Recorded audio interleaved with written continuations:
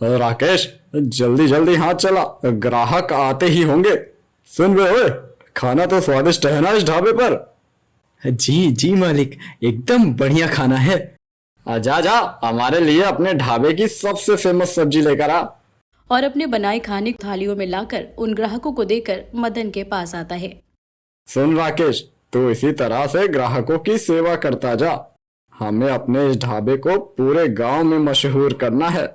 मदन का ये ढाबा उड़ानपुर गांव के एक इलाके में स्थित था। तभी राकेश मदन के ढाबे पर आए ग्राहकों की सेवा करने लगता है। शाम का समय। मालिक, अब तो मेरी पगार बढ़ा दीजिए। एक दिन तेरी पगार जरूर बढ़ाऊंगा मैं राकेश। अच्छा ये ले तेरी आज की आमदनी। मदन राकेश को 200 रुपए देता है। तभी राकेश उसी गांव में अपने छोटे से किराए के मकान में आता है, जहां घर में उसकी पत्नी मालती और 3 बच्चे साक्षी, कोमल और अभय थे। राकेश अपने इस परिवार के साथ बड़ी गरीबी अवस्था में अपना जीवन बिता रहा था। जी क्या हुआ? आपने बात की बच्चों के स्कूल के बारे में? हाँ, मैंने मदन मालिक से बात की है। वो कल मेरे साथ इस गांव के स्कूल में चलेंगे। हमने अपना वतन छोड़कर गलती तो नहीं की ना जी? इस गांव में हमारा जीवन अच्छे से तो बीतेगा ना? हाँ मालती, बिल्कुल अच्छे से बीतेगा। देखा नहीं तुमने, यहाँ आते ही मुझे इतने बड़े ढाबे पर काम मिल गया। हाँ वो तो है, पर किसी तरह बच्चों का भी स्कूल में दाखिला हो जाए। राकेश कुछ महीने पहले ही इस गांव में इस किराए के मकान में अपने परिवार के साथ रहने आया था। राकेश पहले पास के छोटे से गांव में रहता था। अगले दिन राकेश रोज की तरह मदन के ढाबे पर सफाई करना, खाना बनाना, ये सब काम करने चला आता है। उसकी रोज की आमदनी केवल 200 रुपए ही थी। इसी तरह दिन प्रतिदिन बीतने लगे। एक रात राकेश ढाबा बंद करके सड़क से पैदल अपने घर जा रहा था।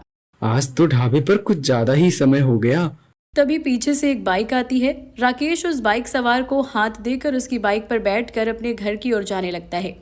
तभी थोड़ी दूरी पर पहुंचते ही सामने से एक तेज रफ्तार ट्रक आकर राकेश और उस बाइक सवार को उड़ा देता है, जिसके बाद एक भयानक दुर्घटना में वो बाइक चलाने वाला तो बच जाता है, पर राकेश की मौत हो जाती है। जब राकेश की मौत की खबर उसके परिवार को मिलती है तो उनका रो रो कर हाल से बेहाल होने लगता है। कुछ दिनों बाद, राकेश जी आप क्यों हमें अकेला छोड़कर चले गए? राकेश के जाने के बाद मालती और उसके बच्चों के जीवन में मातम सा छा चुका था। अगले दिन सवेरे, बच्चों मैं गांव में काम देखने जा रही हूँ। मालती गांव में मदन के ढाबे पर आती है और उससे काम मांगने लगती है। मालिक, मेरे 3 बच्चे हैं, अब उनके पालन पोषण की जिम्मेदारी मेरे ही कंधों पर है। मैं आपसे हाथ जोड़कर विनती करती हूँ, मुझे ढाबे पर कोई काम दे दीजिए। बहन, आप रोज रोज घर पर ही रहकर मेरे ढाबे के लिए आलू सब्जी के पराठे बनाने का काम कीजिए। मैं आपसे एक पराठा 5 रुपए का एक खरीदूंगा। सामान पूरा मेरा ही होगा, बस आपको घर पर रहकर आलू सब्जी के पराठे बनाने होंगे। ये उपाय मालती को पसंद आता है और वो इस काम के लिए हाँ कह देती है और अगले दिन से घर में चूल्हे पर पराठे बनाने लगती है। थोड़े समय बाद, अभय, साक्षी, ये कुछ पराठे हैं, इन्हें ले जाकर मदन मालिक को दे आओ। इसी तरह शाम तक मालती घर में बैठकर पराठे बनाने लगी और अपने बच्चों के हाथों मदन के पास पराठे भिजवाने लगी। शाम तक मालती 40 पराठे बना लेती है, जिसके बाद मदन रात को घर आकर मालती को उसके पराठों के पैसे दे देता है। मदन मालिक की बदौलत ही आज मैं अपने बच्चों की भूख मिटा पा रही हूँ। उसके बाद मालती रोज रोज मदन को पराठे बनाकर देने लगी और मदन के ढाबे पर भी लोग बड़े शौक से मालती के हाथ के पराठे खाने लगे। तभी एक शाम मालती अपने बच्चों के साथ गांव में घूमने आती है। उसके बच्चों को सामने एक बड़ी सी पिज्जा शॉप दिखाई देती है। अरे वाह, पिज्जा! माँ, हमें पिज्जा खाना है। मुझे भी पिज्जा खाना है माँ। मेरे पास तो केवल 300 रुपए ही हैं। चारों पिज्जा शॉप पर आते हैं तो 300 रुपए में केवल एक ही पिज्जा आ पाता है। वो लेकर मालती और बच्चे घर चले आते हैं। ये तो रोटी की तरह है। तभी सब थोड़ा थोड़ा पिज्जा खाने लगते हैं। अरे वाह, ये तो काफी स्वादिष्ट है। चारों पिज्जा खाकर बड़े खुश हो जाते हैं। कुछ दिनों बाद, माँ, मुझे पिज्जा खाना है। बेटा मेरे पास पैसे नहीं हैं। पराठे बनाकर मैं जो पैसे कमा रही हूँ वो अपने घर खर्च में खर्च होते जा रहे हैं। माँ, हमें पिज्जा खाना है। तीनों बच्चे पिज्जा खाने की जिद करने लगते हैं। क्या करूँ, मेरे पास तो केवल 200 रुपए ही हैं और वो पिज्जा तो 300 रुपए का आता है। एक काम करती हूँ, मैं पिज्ज़ा जैसा ही पराठा बना देती हूँ। पिज्ज़ा को तो देखा ही था मैंने कि वो कैसे बनता है, और घर में ही 4 पिज्ज़ा पराठे बनाने लगती है। थोड़े समय बाद 4 पिज्ज़ा पराठे बनकर तैयार हो जाते हैं। बच्चों देखो मैंने क्या बनाया है, पिज्ज़ा पराठे। तीनों बच्चे पिज्ज़ा पराठे खाने लगते हैं। वाह माँ, ये पिज्जा पराठा तो पिज्जा से भी ज्यादा स्वादिष्ट है। बच्चों अगर हम गांव में पिज्ज़ा पराठा बनाकर बेचने लगे तो हमारी तो अच्छी कमाई होने लगेगी। हाँ माँ, बहुत ही अच्छा उपाय है।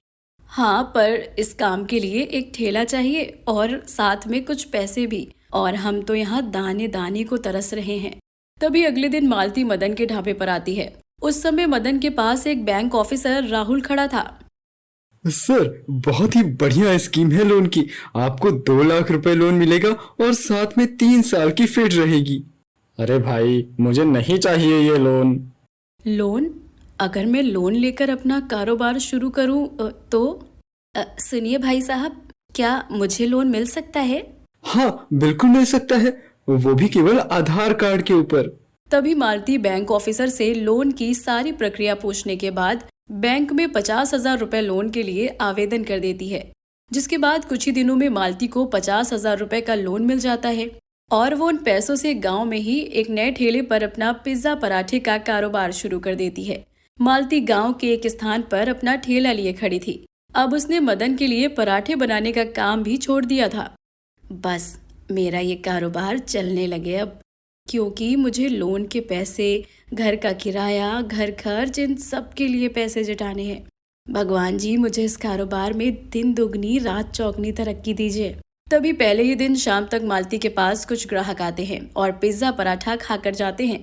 मालती ने अपने एक पिज्जा पराठे का दाम 30 रुपए रखा था। बहरहाल कुछ दिन यूं ही बीतने लगे। मालती की कमाई ज्यादा नहीं हो पा रही थी। यहाँ खड़े रहने से तो मेरी कमाई कुछ खास नहीं हो रही है।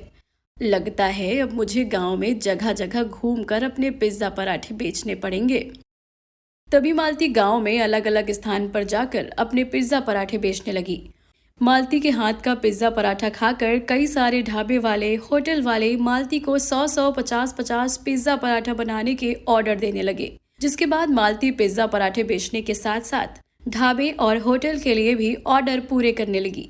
जिसके बाद उसकी कमाई दिन प्रतिदिन बढ़ने लगी। जिसके बाद मालती अपने बच्चों के साथ अपने नए घर में रहने लगी और रोज गांव में पिज्जा पराठा बेचकर धूम से पैसा कमाकर अपनी गरीबी दूर करके खुशी खुशी अपने बच्चों के साथ अपना जीवन बिताने लगी।